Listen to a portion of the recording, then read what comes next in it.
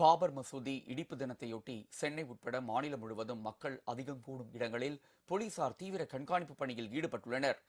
உத்தரப்பிரதேச மாநிலம் அயோத்தியில் பாபர் மசூதி இடிக்கப்பட்ட தினம் இன்று அனுசரிக்கப்படுகிறது.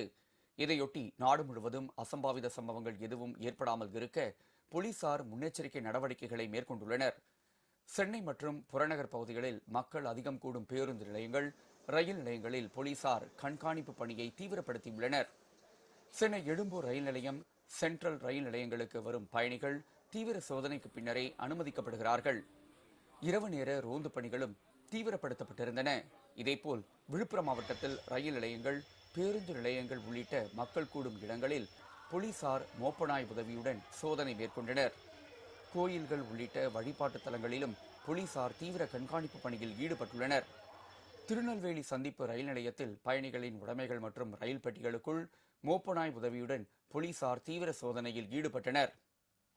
ரயில் நிலைய பயணிகள் காத்திருப்பு அறையிலும் போலீசார் ரோந்து சென்று கண்காணிப்பில் ஈடுபட்டனர்.